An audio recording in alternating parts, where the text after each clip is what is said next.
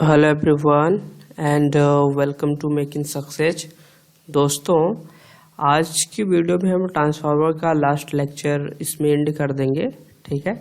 और आप लोगों को ट्रांसफार्मर तक अब आपका सिलेबस भी कंप्लीट हो गया, तो आप लोग रिवीजन भी स्टार्ट करिए, क्योंकि 2-4 लेसन और होंगे तो काफ़ी कुछ आप लोगों के पास हो जाएगा पढ़ने के लिए, ठीक है। तो रिवीजन भी आप लोग करते रहिए। चलिए वीडियो को स्टार्ट करते हैं। 201 नंबर बोल रहा है, which of the following parts of a transformer is likely to suffer maximum damage due to excessive temperature.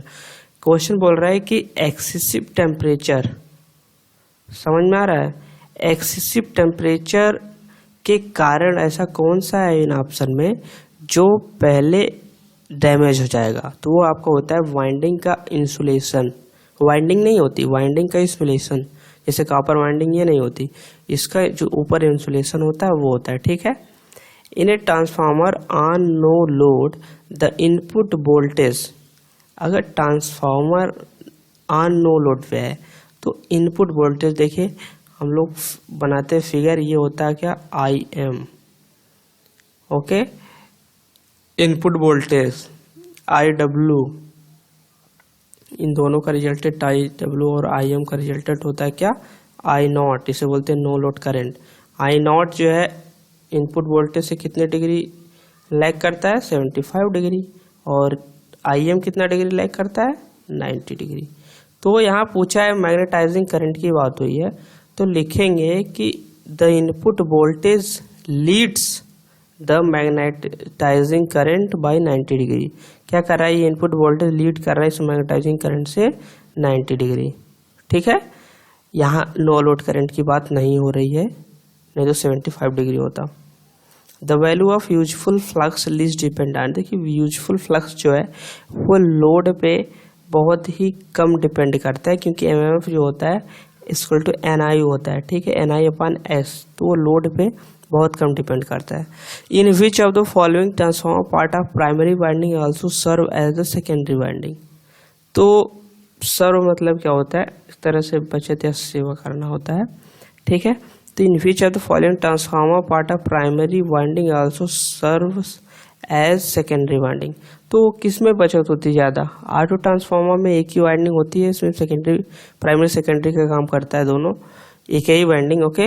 Which of the following, बहुत आसान सब क्वेश्चन इधर, which of the following can be reduced when the flux density in the transformer core is increased. अगर आप देखिए flux density को आप बढ़ा रहे हो तो साइज ऑफ ट्रांसफार्मर क्या होगा, घटेगा। कैसे घटेगा, देखिए एरिया इक्वल टू हो जाएगा ई अपान में, ऐसा क्वेश्चन पिछली वीडियो में काफ़ी सारा बताया हमने, ठीक है, एन बी एफ, ओके।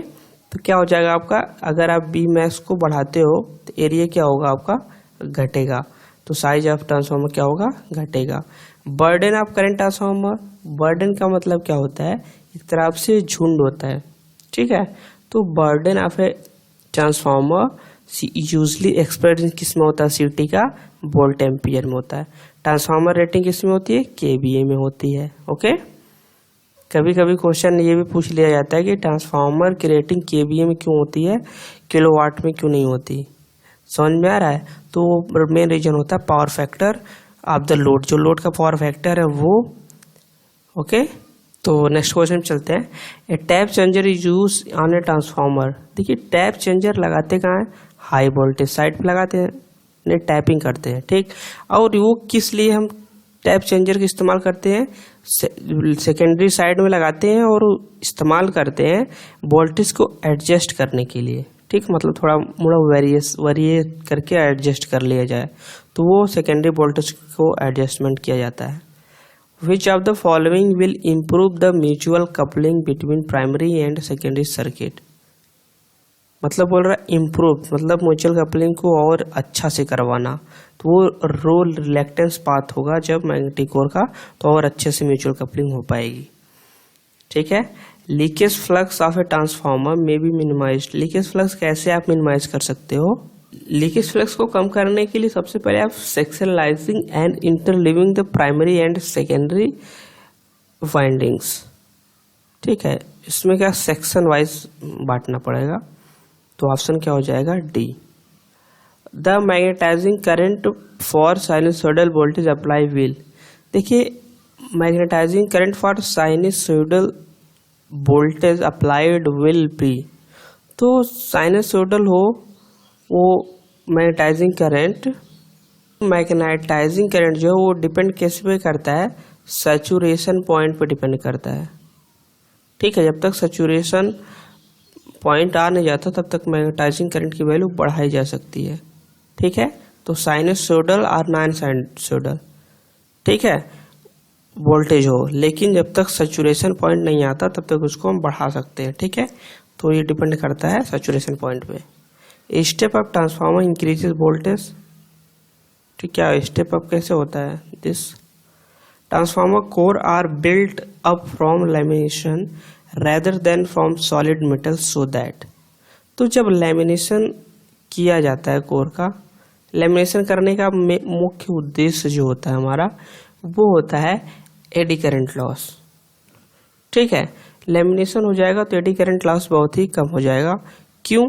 क्योंकि डब्ल्यू ई प्रोपोर्शनल होता है टी स्क्वायर। यदि आप टी को कम करते हो तो डब्ल्यू ई बहुत कम हो जाएगा। Okay, transformation ratio of a transformer for a given application. देखिए ट्रांसफॉर्मेशन रेशियो के बारे में पूछा है।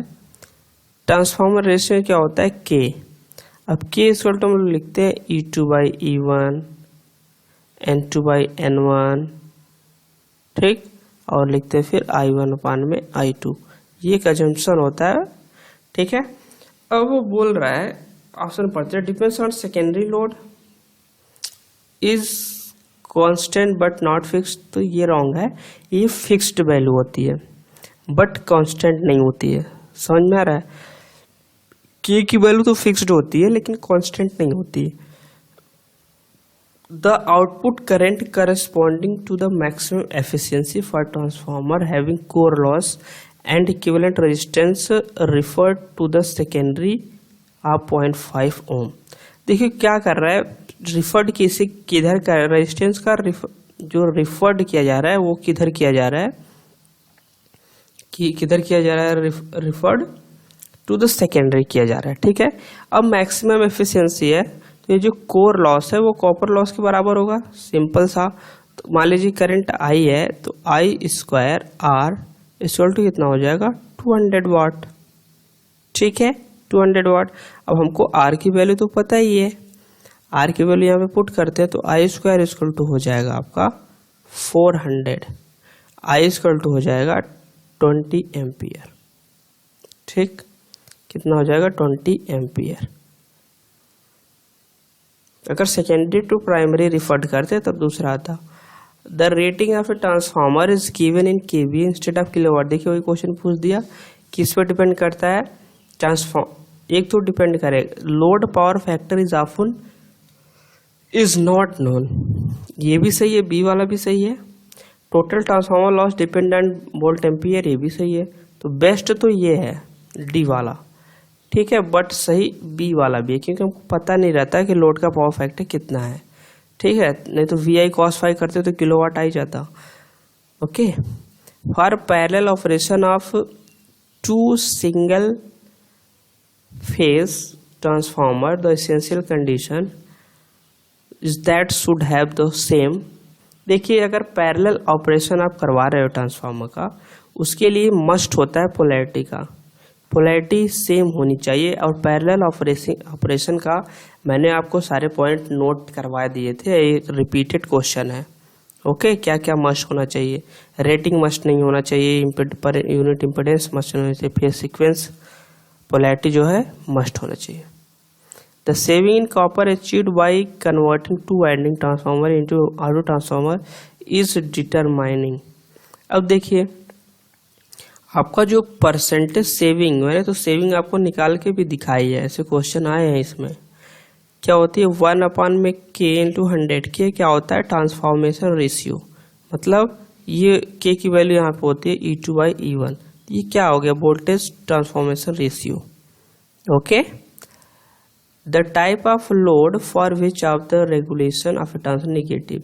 देखिए निगेटिव, अगर वोल्टेज रेगुलेशन आपका निगेटिव है और 0 है तो आपका सर्किट कैपेसिटिव होगा सबसे पहली बात, ठीक है, और लीडिंग होगा। While performing a short circuit test on a transformer, usually low voltage side short circuit because it, देखिए मेन तो ये रीजन होता है कि शॉर्ट सर्किट टेस्ट हम लोग करते किस लिए करते हैं, ताकि हमको कॉपर लॉस फाइंड करना हो, डिटरमाइन करने के लिए हम लोग शॉर्ट सर्किट टेस्ट करते हैं, ठीक है। अब आई स्क्वायर आर है। अब आपकी वैल्यू जब आई एकदम फुल होगी तभी तो आप टोटल कॉपर लॉस फाइंड कर सकते हो। फुल कब होगी, जब रेटेड वोल्टेज का 2 to 5%, ठीक है, 2 to 5% हम लेते हैं, अप्लाई वोल्टेज करते हैं, तब आपका करंट फुल फ्लो होती है और हम लोग करंट रेटिंग हायर ले लेते हैं, तब जाके कॉपर लॉस अच्छे से फाइंड करते हैं। ओपन सर्किट टेस्ट में क्या करते हैं, वोल्टेज जो हमारा टोटल रेटेड हो रहेगा, ताकि हमको उसमें आयरन लॉस निकालना होता है, आयरन लॉस को फाइंड किया जा सके, ठीक है। The secondary winding of a current transformer whose primary is carrying current source, देखिए अगर आप हमेशा करंट ट्रांसफार्मर, अगर आप सीटी की बात कर रहे हो तो सेकेंडरी वाइंडिंग हमेशा क्लोज्ड रहेगी। फर्स्ट आपको ये याद रखना है, उसको कभी भी ओपन नहीं रखते हैं, ये भी रिपीटेड क्वेश्चन है, डिटेलिंग किया है मैंने इसका। तो क्या हो जाएगा यहाँ पे, नॉट बी ओपन सर्किटेड।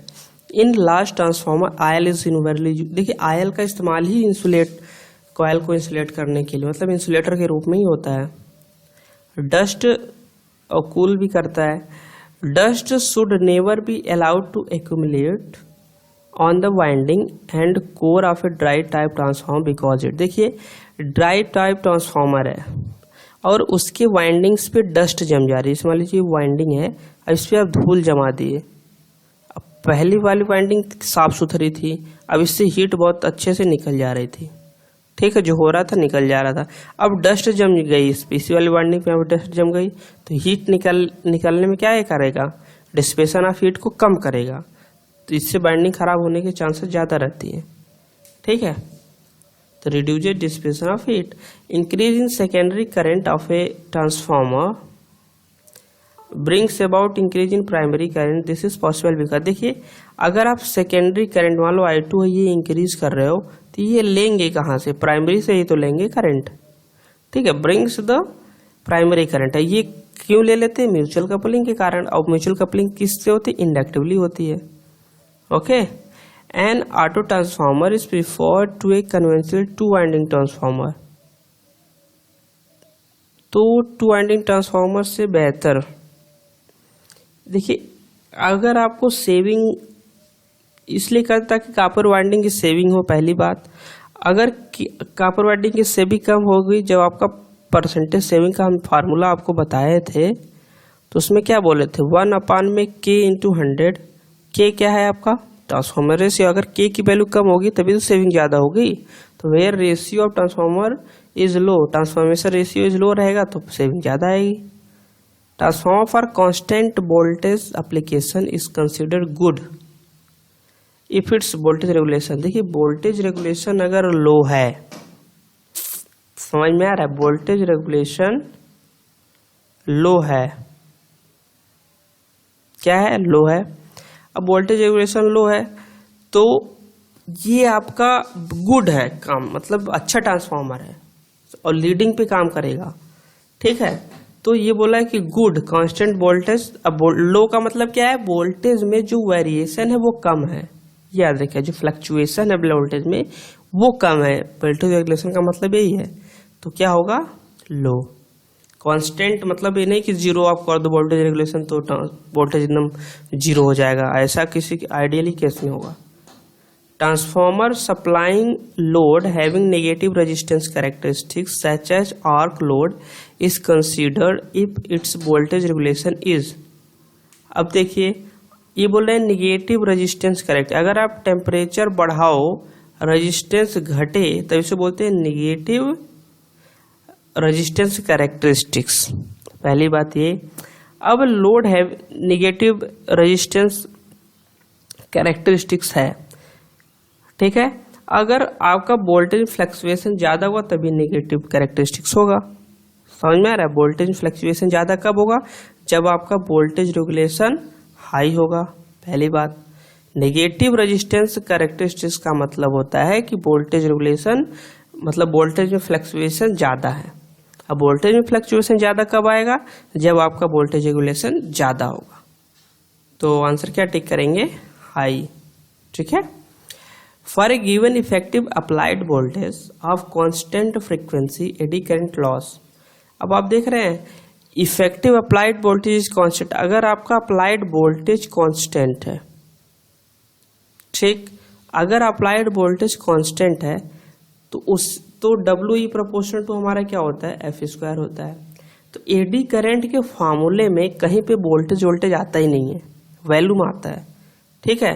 तो ये independent of the applied voltage, वैसे भी वोल्टेज पे डिपेंड नहीं करता, कांस्टेंट है चाहे वेरिएबल। ठीक है। क्योंकि यहाँ पे V बाई एफ क्या हो गया? कांस्टेंट। याद रखिएगा B। While rising and while falling if wave symmetric. देखिए जब सिमेट्रिकल वेव होती है, चाहे राइजिंग करे चाहे फॉलिंग करे, तब ऑड हार्मोनिक्स होती है एडिशन फंडामेंटल का। इसको आपको याद रखना है, लर्न इट। ओके। और जब आपका नॉन सिमेट्रिकल होती है तब आपका even harmonics addition of fundamental.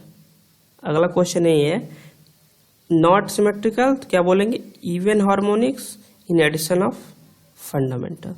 In order to find the full load efficiency of a transformer, the load losses which must be known. अब losses which must be known समझ में आ रहा है? Find the full load efficiency निकालना है। तो ऐसे condition में हम ओपन सर्किट टेस्ट और शॉर्ट सर्किट टेस्ट दोनों में एफिशिएंसी को फुली रखते हैं। May be found by performing open circuit test and short circuit test. Open circuit test से क्या फाइंड करेंगे? Iron loss. शॉर्ट सर्किट से copper loss. Which of the following statement concerning parallel operation of a transformer is incorrect? Transformer must be operated same frequency. ये तो एकदम सही है, frequency same होना चाहिए, मैंने नोट डाउन कराया है। करेक्ट पोलैरिटी होना चाहिए, वोल्टेज रेशियो मस्ट सेम होना चाहिए, सेम फ्रीक्वेंसी मस्ट होना चाहिए। मस्ट क्या नहीं होना चाहिए ये नोट करिए।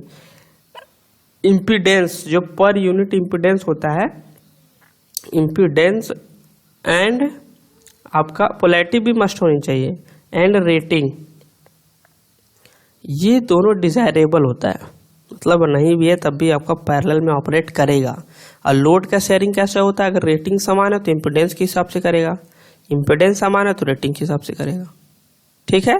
ज़्यादातर में हम लोग इम्पीडेंस ही मारते हैं। नेक्स्ट पे चलते हैं। Transformer must have equal KVA, तो यही इनकरेक्ट है। Current transformer of a meter and relay usually ये 5 एम्पियर सेकेंडरीज होता है। All day efficiency is the ratio of output to input. क्या होगा? ऑल डे मतलब पूरे दिन का निकालना है, तो क्या होगा? किलोवाट घंटा इन 24 आवर। एफिशिएंसी है ये output by input. While performing back to back test the amount of power consumed is equal to.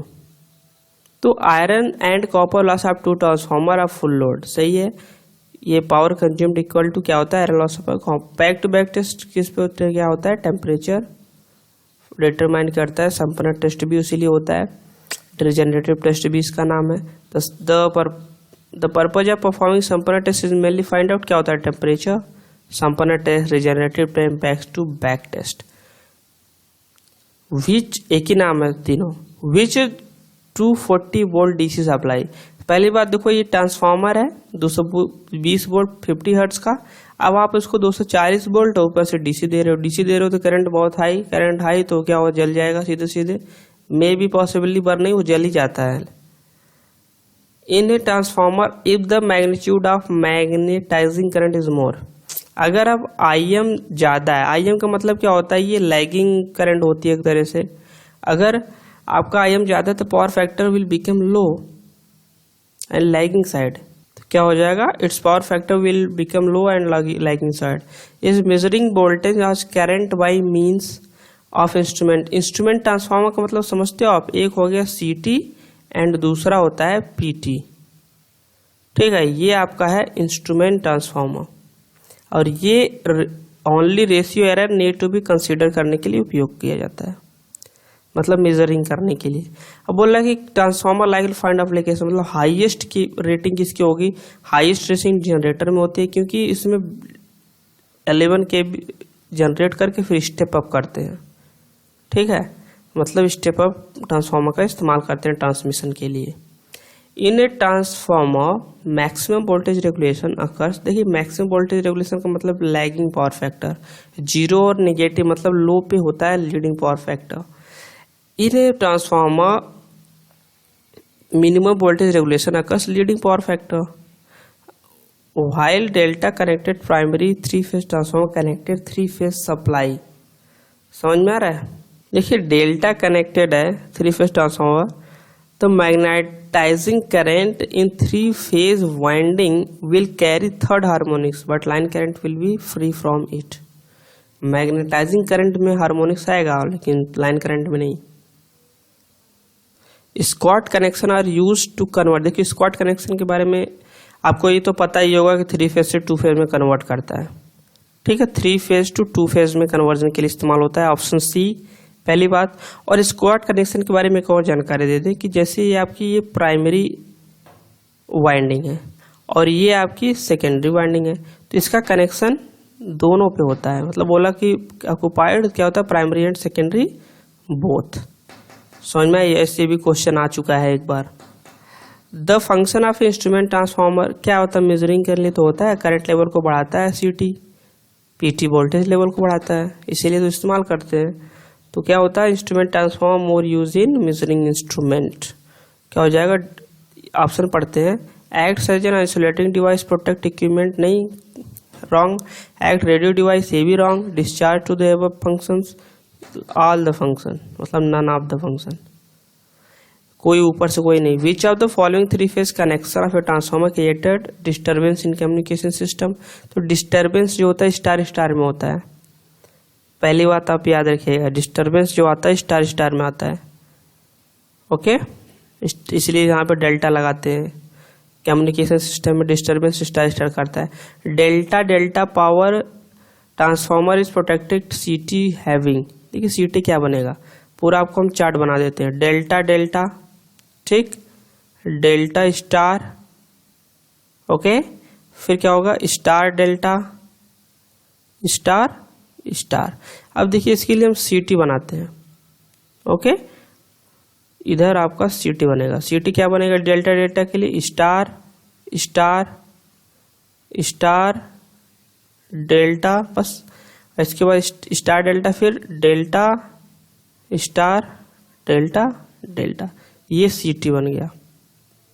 Okay, अब किसके लिए पूछा है, डेल्टा डेल्टा के लिए। डेल्टा डेल्टा के लिए क्या है, स्टार स्टार, ऑप्शन ए।